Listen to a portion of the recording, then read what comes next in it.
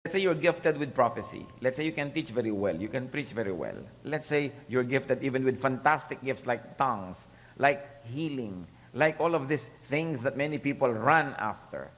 If you are such a suave speaker and you can move mountains with your faith and inspire so many people because of your perseverance and hard work, or if you give a lot to the poor, to the needy, to the sick, but if you are not loving, you will only destroy the people that believe in you. Why? Because the more gifted you are, the more people will believe in you. And then what will you do about them? What will you do to them? What will you do with them if your motivation is not love? Nakita po natin ang mga gifted people in history. Hitler, very gifted na orator. He plunged Germany and nearly half of humanity into destruction. Yung mga taong mahuhusay, magagaling, ang tatalino, nakaka-invento sila ng mga weapons of mass destruction. Inaano nila yung talino nila if there's no love. Yung mga magagaling na gumagawa ng mga scam, yung mga pyramid na mga kung ano-ano na yan, magagaling, gifted. Pero nakikita nyo, pag ang tao magaling, tapos walang love sa kapwa, nagagamit niya yung galing niya para isurrender niya kay Satan, para siya mang-oppress, mang-api, mandaya, mang-kawawa. Kagandahan, mat kaya ganda-ganda mo kung wala kang love for other people, what will you do? You will make everyone desire after you, and you have no intention naman to be available, so you make people suffer. Kaya mga sobrang gaganda, tapos sobra pang mapang-akit ang mga itsura, pinagdurusan nyo ang buong sanlibutan dahil napapatingin sa inyo at umaasam-asam, wala na mga asan. Kaya yung giftedness na walang kasamang love, nagiging tool lamang ni Satan. Kaya sabi ni Paul, without love, everything is nothing. All of this will become nothing. So we Christian workers, we Christian people, we who serve the Lord, love should be the origin, the journey, and the destination of everything we do. What do we mean? Ang motivation natin sa lahat ng ginagawa natin, love dapat. Yun pinag-uumpisahan ng lahat. Bakit nyo gusto maging magaling na teacher? Hindi para pasikatin ang sarili, hindi para pahangain ang mga tao, kundi para lalong ihain sa mga tao ang delicious Word of God. Bakit gusto mo magkaroon ng magandang center, magandang worship place? Because you love people and you want them to be comfortable. Bakit ka naghahain ng masarap? Because you love people and you want them to really be eating good food. Pagka po kasi meron tayong ginagawang maayos, inaayos natin ating sarili, inaayos natin ating bahay, nagpapakain tayo, naghahanda tayo, pwedeng dalawa ang rason eh. Isa, pwedeng you want to impress. Walang kwenta yun, you want to impress. Gandahan natin ang bahay natin para ma-impress sila. Damihan natin ang handa para wala silang masabi. Talagang tayo ang pinaka-the most test para maka-impress. Iba naman yung gumagawa po tayo ng mabuti to please. Gandahan natin ang ayos para ma-please ang mga darating. Makapagpahinga ang mga pagod nilang puso. Sarapan natin ang pagkain para masiyahan sila. Hindi para humanga sila at mainggit sa atin at hindi nila kayang talunin ang mga ginagawa natin. The motivation is everything. And if we love is the origin of what we do, may kasunod po na automatic result yon, excellence. Iba kasi yung ginawa out of love eh. May extra work, may extra care. Every best thing you can put into the work, you will. So, love is the origin of all good things. Lagi natin chinecheck ang ating sarili. Why do I want to sing in the choir? Why do I want to dance in the worship team? Why do I want to be a pastor? Why do I want to be a deaconess? Why do I want to be this and to be that? Is it because I love God and I love God's people and I like to serve? O tutungtungan ko yung ministry na yun para itaas ang aking sarili, para naman ako maging in, para meron ako mapasok na parang circle na gusto kong pasukin? Everything we do, the origin should be love. At ano pa? The journey should be in love and loving. Loving nga ang ating intention, pero yun namang methodology natin is very unloving, baliwala rin. O gusto nating maging malinis ang banyo para ma-please ang mga tao, pero sobrang higpit na natin sa mga tao, hindi na nila magamit, nakalak para hindi dumumi. Hindi na loving yung journey. Hindi na loving yung methodology. Principal ka ng Sunday school, principal ka ng isang educational department, gusto mo excellent ng teaching, so hinahagupit mo na ang mga teacher mo, nangangalumata na sila, lagi mong pinapagalitan na lang, wala nang love, para na lamang isang malaking show ito to impress other people. What's the point? The journey must be love. Alam niyo po, pagka ine-enjoy natin yung journey, kahit hindi tayo makarating sa destination, masaya na rin. Nagbabiyahe kayo, pupunta kayong Tarlac, pero ang saya-saya ng biyahe, hanggang Pampanga lang, hindi na pwede, babalik na kayo, okay lang, uwian na, total masaya din naman tayo. Pero kung hindi kayo masaya sa biyahe, wala kayong minute kundi makarating sa Tarlac, pag hindi kayo nakarating doon, bigong-bigo kayo. Life is not a destination. Life is the journey. So kailangan yung ginagawa natin, mataas man yung goal natin, pero hindi lang tayo goal-oriented. Naka-oriented yung ating atensyon sa how we get to that goal. Is it also loving? Is it also enjoyable? Is it also uplifting? Important yun, hindi lang tayo goal-driven to the point na kahit anong mangyari, magkamatayan na basta ma-reach yung goal. No. Because love should be the journey also. And of course, if love is the origin and love is the journey, then love will definitely be the destination. Doon ang uwi. In other words, if I'm loving and I have a ministry, it is out of love for God that I do it and love for my fellow men, and I do it in a loving way, definitely everyone I touch, everyone I serve will know and feel and see and hear that love, and they will be transformed by that love, and they will also be loving. In other words, yung love na yun lumilipat. Daig pa nun ng SARS sa pagiging communicable. Dahil nakakahawa ang pag-ibig. Nakakahawa rin ang hatred. Kaya it depends on what kind of climate we create. Kung anong itinanim, siyang aanihin. What are the many facets of that love that 1 Corinthians talks about? 1 Corinthians 13, 4-7 gives us insight into the many facets of godly love. Love is patient. Love is kind. It does not envy. It does not boast. It is not proud. It is not rude. It is not self-seeking. It is not easily angered. It keeps no record of wrongs. Love does not delight in evil, but rejoices with the truth. It always protects, always trusts, always hopes, always perseveres. So ano po ang nakita natin niya sa mga verses na yan? That love is patient. Are you patient? Sinabi natin, tayo po mga workers, we begin with love, we do it in love, and the end is love. So, love daw is patient. And we are not only patient with those that we minister to, more importantly, we are patient with our fellow ministers. Pagka kasi nagtatrabaho po ang mga tao, it is so easy to have conflicts. Kaya pinapansin nyo kahit sa mga churches, it is so easy to love the crowds. But why is it more difficult to love this fellow worker? Kasi yung crowds hindi nyo katrabaho eh. Recipient lang sila ng ginagawa natin. Pero yung katrabaho mo, mas madalas mong kasama, mas maraming possibility na magkaroon ng conflict. Kaya sabi, love is patient. Love is kind. Ano kayang mga unkindnesses ang nagagawa natin toward each other just because we are goal-driven?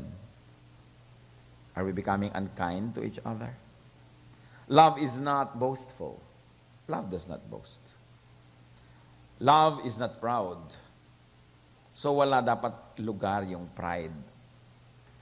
Na mukha yatang nasasapawan niya ako, na-overtake niya ako, teka, mas matagal na ako dito, teka, mas marami kong pinag-aralan, teka, nag-Bible school ako, siya hindi. Yung pride mo lalabas.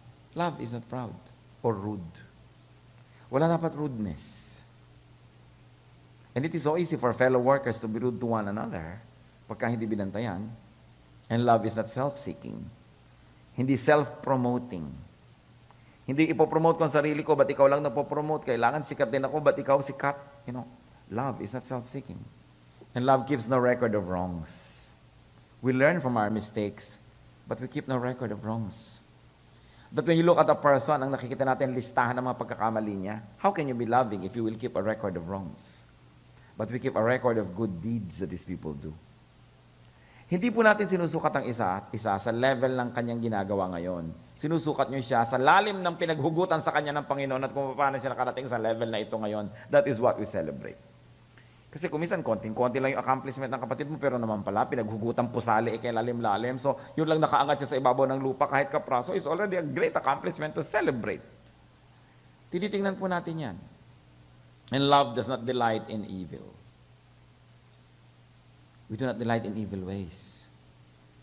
We do not delight in evil lifestyles that our fellow workers might be into. So what do? We pray for them, we counsel, we love. We earn the right to be heard. You don't walk into people's lives and try to arrange their lives like furniture. You earn the right to be heard. And love rejoices with the truth. Yung truth. O, nalampasan niya ako, pero ang truth naman talaga, mas masipag naman talaga siya Mas maraming gifts, mas mahusay, mas sanay. So, I rejoice. Because that is the truth. But many people are not always ready to face the truth, especially when the truth reveals something about them that is not so flattering. So natutuwa tayo pag umaasenso yung iba dahil talaga naman, mas masipag naman yan Hindi magkakaroon ka ng envy, magkakaroon ka ng inggit. And love always protects. You know, fellow workers with the Lord, we protect one another. You don't permit people to talk against your fellow workers behind their backs. Much less, you do not participate. And much, much less, you do not instigate and begin such a talk. Dapat ang covenant ng mga workers of the Lord is that I will not permit people to talk against you behind your back in my presence. Dapat ganon. Because love always protects. You protect the dignity, you protect the person, you protect the safety, you protect the honor of a person. Especially your brother and sister in the Lord, and more especially your co-worker. Love always trusts. Nagtitiwala tayo. Hindi ang initial reaction huwag magtiwala. Dapat tayo among ourselves nagtitiwala. Nagpe-pray, humihingi tayo ng discernment para malaman natin kung dinadaya tayo, papunta ba tayo sa mali. But the impulse dapat ng mga kapwa manggagawa sa Panginoon is to trust. Pagka merong choir leader, tinanggal ka doon sa kanta, may ibang ipinalit, trust that it is the best decision. Hindi isipin mo, pinsang kasi yun, kamag-anak kasi kaibigan. Isipin mo, baka talaga yun ang makakabuti. Trust. Especially church leaders. When church leaders make decisions, we trust. Dahil wala naman siguro church leader nagigising sa isang umaga at sasabihin, ano kayang mga mali ang gagawin ko ngayon para ipahamak ang church? Kuminsan may human error, but we have to trust. Because of the delicateness sometimes of the human interreactions and interrelations, many policies and many decisions are not always explained to the people because further explanation will only mess up the situation. But you trust. You trust in the goodwill, you trust in the love of your fellow workers for the Lord and for the church, that whenever we make decisions, it is for the best interest and in the best interest of the church. Hindi ang initial reaction, agad natin magtampo, magalit, mag-isip, magduda. Trust. And love always hopes, and love always perseveres. Pagka po inanalyze natin to, mas test natin ating sarili, am I a loving Christian? Am I a loving co-worker? Because if there's no love, everything we do means nothing. Maybe sometimes it seems to mean something to people who don't see through our hearts. But we cannot deceive God. It is God who is our judge. It is God who will punish or reward. And if what we do is nothing to God, read my lips, what we do is not done in love, in a loving way, then what's the point in doing anything at all? What about the endurance of love? Does love endure? Yes, it does. 1 Corinthians 13, 8-13. Love never fails. Never. Love never fails. Can we absorb what that sentence means? Love never fails. It means love always succeeds. If your motive is loving, if your way is loving, if your goal is to love, you will never fail. Love never fails, but where there are prophecies, they will cease. Where there are tongues, they will be stilled. Where there is knowledge, it will pass away. For we know in part and we prophesy in part. But when perfection comes, the imperfect disappears. When I was a child, I talked like a child. I thought like a child. I reasoned like a child. When I became a man, I put childish ways behind me. Now we see but a poor reflection as in a mirror. But then we shall see face to face. Now I know in part, then I shall know fully, even as I am fully known. And now these three remain, faith, hope, and love. But the greatest of these is love. So love never fails. So pag meron tayong mga failures, itatanong natin, did it originate in love? Is my motivation love? Is the reason for doing it love? Did I begin with love and in love? And then you ask yourself, did I do it in a loving way? Love for God and love for my fellow men. Is my goal to love and to turn these people into recipients of love and therefore later on to be channels of love to other people? Because if there is failure, then there was no love. Because love never fails. And you know why love never fails? Because love perseveres. Sabi nga eh. Kaya kahit na-discourage ka, hindi nagtagumpay agad, sige ka pa, kasi love yung motivation mo, hindi ka nag-give up agad. Para mga magulang, you don't give up on your children because you love them so much. Sometimes people give up on their spouses, give up on their brothers and sisters and friends, but where will you see parents who give up on their children? Love. Dahil may love eh. Love never fails. Gifts will end. Prophecies, tongues, knowledge. But love will be forever. And love is the sign and the fruit of maturity. Yung mga sinasabing, when I was a child, I thought like a child, I reasoned like a child. Ibig sabihin lang, when I was childish in the faith, I was not loving. I was always wanting to be loved, to be understood, to be accommodated, but I was not understanding, I was not loving, I was not accommodating anybody. But Paul says, when I have become a man, I give up childish ways. Now that I am mature in spirit, I am mature in the Lord, and I am loving. So nalalaman din po natin yung level of maturity natin sa degree ng ating love. May event. Makakapayag ba kung iba yung makakuha ng credit? O okay lang, basta matuloy yung event at mag-glorify si Lord, ma-feed ang mga tao, who cares? Then I am loving, then I am mature. Pero pag lagi kung gusto ako yung bida, ako yung sikat, ako yung makaagaw ng eksena dito, then I am not loving. I am a lover of self.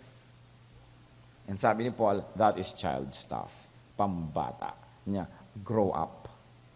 Kailangan giving mode ka na kasi mature ka na eh. Faith is very great because faith can move mountains. Hope is great because it can see you through the darkest of nights. But the Bible says love is greater than faith and hope. People who love are great because love is the greatest. So what we do should originate in love.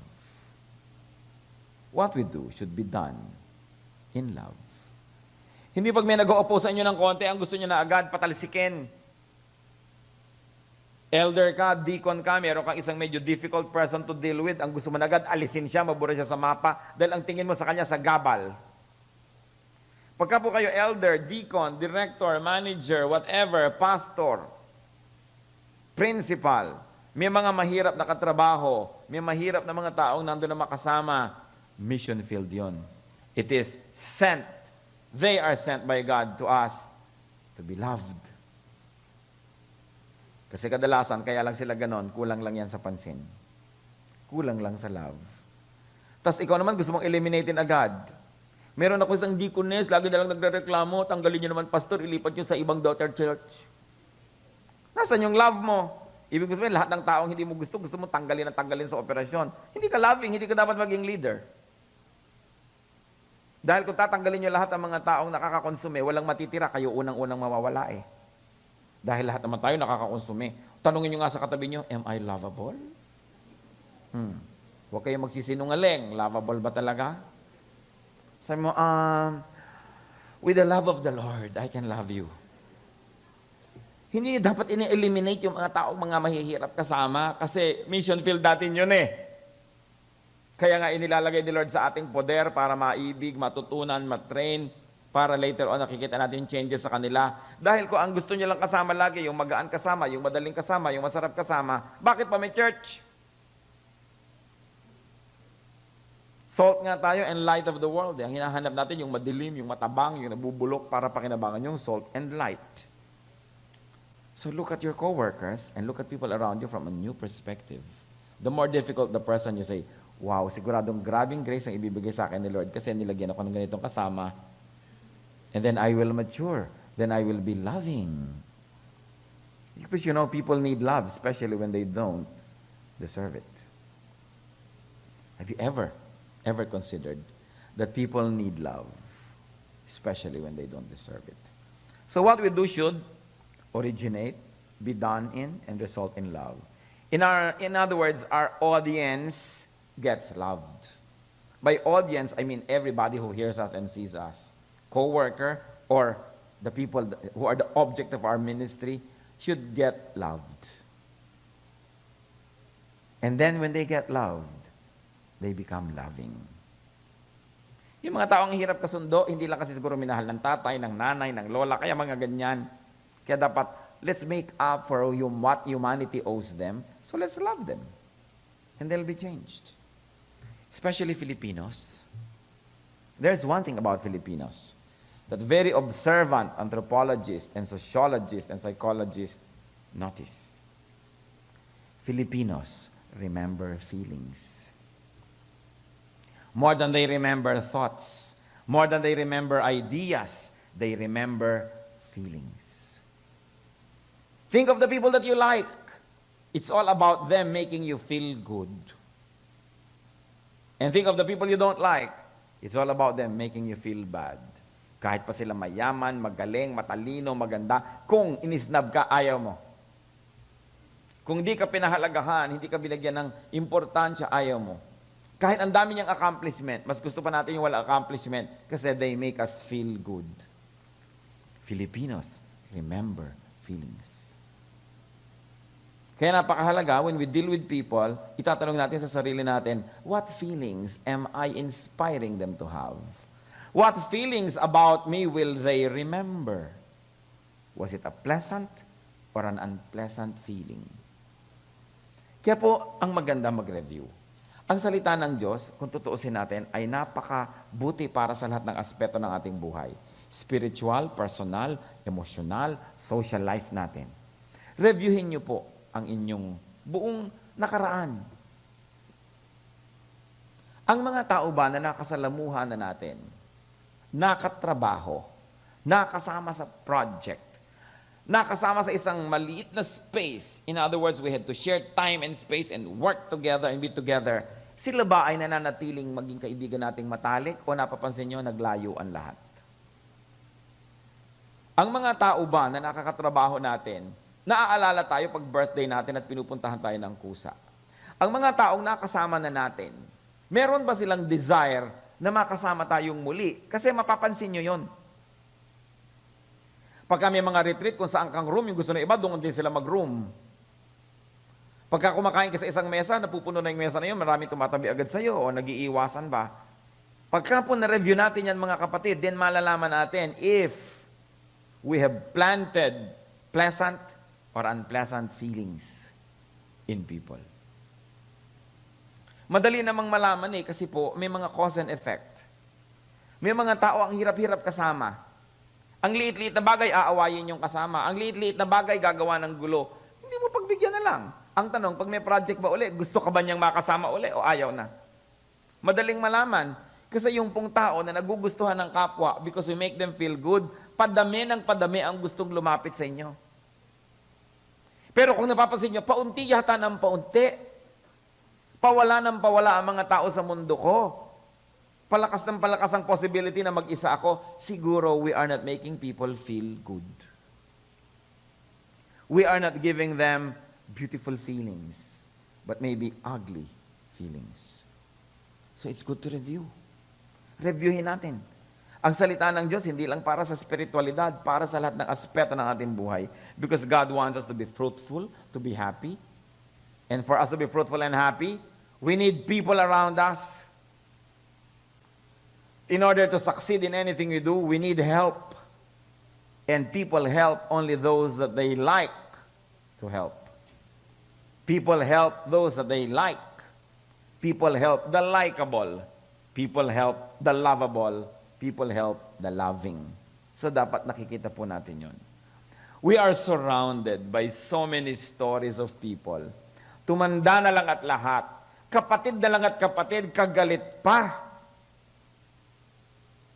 Nangangamatay na nga at matatanda na at nangauubos na, nagkakagalit pa. Ang mga pinsan, kagalit. Ang mga manugang, kagalit. Ilagay mo sa isang committee, magkakagalit. Bigyan mo ng isang grupo, matutunaw, mawawala lahat yung tao doon. So dapat mag-review na tayo sa sarili, teka, ako ba yung mali? Alangan naman, ang buong planeta mali, ako lang yung tama. Pagka meron kayong nakapagtalo at isang mali siya, siguro maniwala kayo, mali siya, tama ako. Next week, may naroon naman kayong nakatalo, mali siya, tama ako. Pero kung 5 buwan yan ang nangyayari na, puro sila mali, mag-isip-isip kayo, baka kayo na yung mali.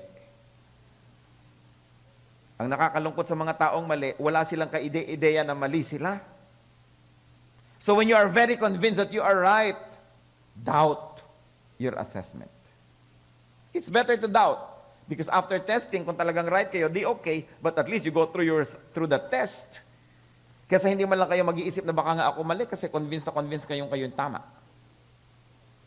Loving people are attractive people. Akala nyo ba nadadaan sa cosmetics yung pagiging attractive? Sa biglang tingin. Yes, initial attraction. Mabango ka, magandang itsura mo, may initial attraction.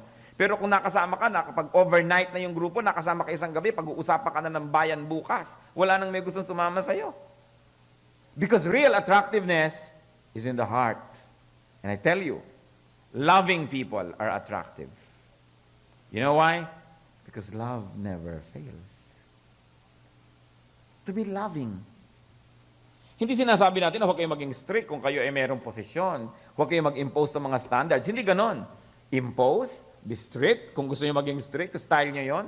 Be goal-oriented, but be loving in the journey. Hindi ang mga tao para lamang mga tools na gagamitin mo para makakuha sila ng production. Hindi tayo mga komunista. Hindi tayo rin mga kapitalista na ang tingin sa tao taga-produce. You can love.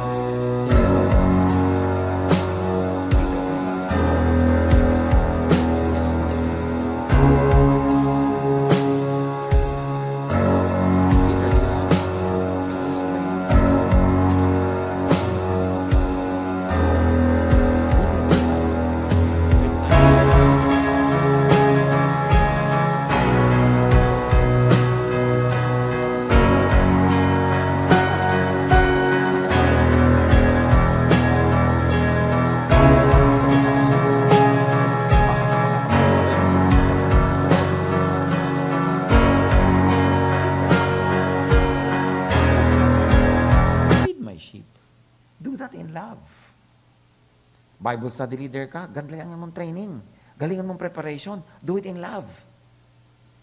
Because when your lesson is done well, they will not only know the lesson, they will love the learning experience, and therefore they will learn more, and probably they will even want to teach. Kung effective ang teacher, nagkakaroon ng desire yung mga tinuturuan niya na maging teacher din. Kasi ang taas-taas ng pagtingin niya sa teacher, gusto niya rin siyempre magkaroon ng ganung pagtingin sa kanya yung kapwa. Do we love God? Do we love the people? Then we should feed and feed in love. Binibigyan mo nga ng pagkain, hinahagis mo ng pork chop. Ayan! Di ba may mga ganun magbigay? Bibigyan ka ng pang-enroll, binura-mura ka muna bago ka bigyan. Bibigyan ka nga, kutakot-takot naman ng mga dabog ang ginawa. Ipinagluto ka nga, binalibag na lahat. Bali, wala. Ang natira pang feeling sa'yo, nainis ka pa, imbes maging grateful. Because the way is not loving. So it is important to be loving. And you know, brothers and sisters, fellow workers in the Lord, we are to love one another first. Kailangan niyang katabi nyo na yan, nasa likod nyo, nasa harapan nyo. Mamahalin muna natin yan bago natin mamahal yung throngs and multitudes that the Lord gives us to serve. Siyempre yung mga sundalo, nagtutulungan muna, body-body, susupport sa isa't isa yan bago sila sumalakay at bago nila gawin ang kanilang mission. There's got to be that affinity. Do you find anyone among us unlovable? It is possible, di ba? Do you find anyone among us repulsive? It is possible. But remember what we have said. People need love, especially when they don't deserve it. Because if people already deserve love, then they don't need it. You know why? Because a lot of people already love them because deserving sila. Pero tayo yung naghahanap ng isang tupang nawawala kahit yung siyam nandyan. So, ang dami mga lovable, hinahanap din natin yung unlovable. And we allow the love of Christ to flow in us and through us to that person so that that person may find love and himself or herself be loving later. Tayo yung mga doktor, mga nurses, mga technicians sa ospital ng Diyos, ang hanap-hanap natin, pasyente. Hindi tayo gym na ang hinahanap na natin ay yung mga well-toned at saka ang gagaling na mga katawan. Tayo yung ospital. Ang hanap natin, ano? Ano? Pasyente. Yan ang hanap natin, pasyente. Hindi pag nakakakita kang pasyente, umiiwas ka, ay, ang lubha, ayoko sa kanya. Nakakita tayo ng member, ay, pasyente to, ang lubha, ito ang hinahanap ko. Diba? Nagba-Bible study leader ako, may pagkagulo-gulo, ito ang gusto ko. Kasi yung character niya, gusto ni Lord yan na mag-improve. Gagamitin ako ni Lord. May co-worker ako, ang kulit-kulit, ito ang hanap ko, pasyente. Because the church is a hospital. Siguro pag clear sa atin yon, malalaman natin yung role natin. Hindi ko tulad ng mga ospital na may sakit ka, tinatanggihan ka dahil ayaw po namin sa inyo may sakit kayo. Ba't pa siya naging ospital? We are a hospital. We like patients. And we have to love those patients. Because they don't deserve the love. And because they don't deserve it, therefore they need it. Yun yung love of Christ. Nang lagi nating hinahanap sa Panginoon, Lord, give me a father's heart. Give me a mother's heart. Give me your heart, O Lord. Kung heart lang naman natin ang masusunod siyempre ayaw natin ng pasyente. Pag may dumadating na makulit, iiwasan na kayo lahat. Kahit sa church office, pag may dumadating na magulo, gustong pagsarhan. Ayan na, magulo, isara ang opisina. Diba? Pero eto na ang pasyente. Parang ER, no? Pinagkakaguluhan ka dahil dumating ka, aayusin ka. It is important that we remember such basics. And then we have to pray for people. Pray for the unlovable. Pray for the difficult to love. Pray for the unattractive. Pray for the repulsive. Because when you do, miracles happen. The miracle can be 1, the person changes, or 2, the person doesn't change, but you change. Magkaroon din ng change. Nagkaroon din ng loving relationship. Fellow workers in the Lord, commit to love. Pray to love, to be loving. Think in love. In all the days of your life, act